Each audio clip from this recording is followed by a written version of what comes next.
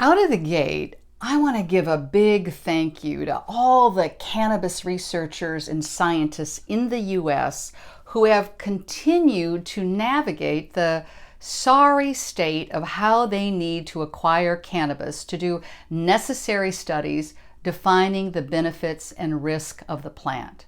Now, as we know, it's been established that cannabis has an excellent safety profile with no known case of lethal overdose. So there is that. Nonetheless, in order to move forward with hard science, we need specifics. So let's take what I do, for example, in relation to cannabis. I'm an emotions therapist. That is, I help people to master their emotions so they can release stress, overwhelm, self-doubt, anxiety, anger, depression, and so on. And my work is cannabis assisted. And the vast majority of my students and clients like the addition of the cannabis. They believe it makes the work more efficient and effective, and that's why I do it. Well, what they say, that's called anecdotal evidence or empirical evidence, as we say in the clinic. They both mean that what we do and how we do it is based on observation or experience, where a number of people report, well, this is what happened to me, which suggests that this might be what happens to you or you or you.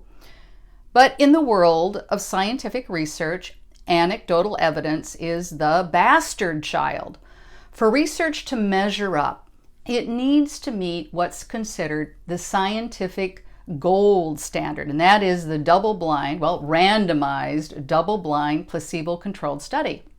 And if you're a cannabis researcher in the US, it is a frustrating process because the cannabis you have available to you as a researcher is deeply compromised and of very low quality.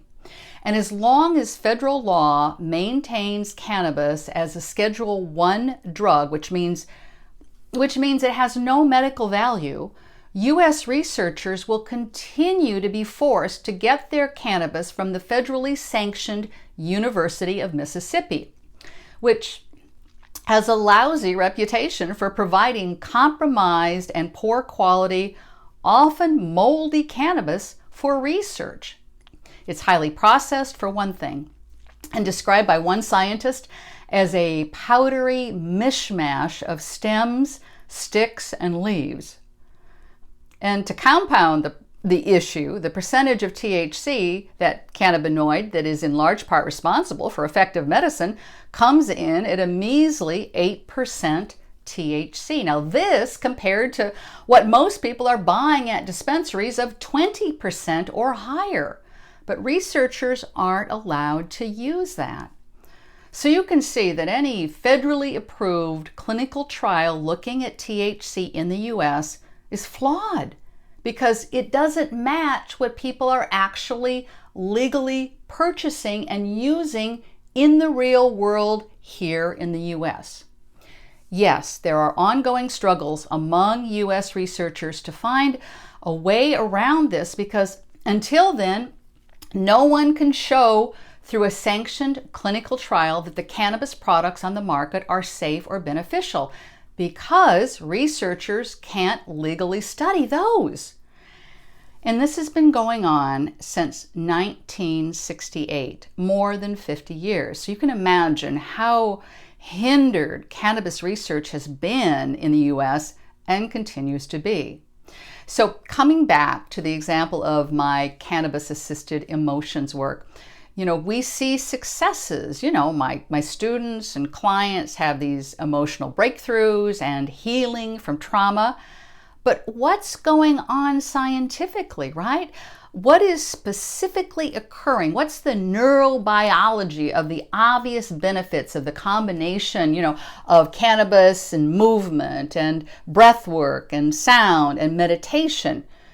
For the most part, we have to depend on that anecdotal evidence.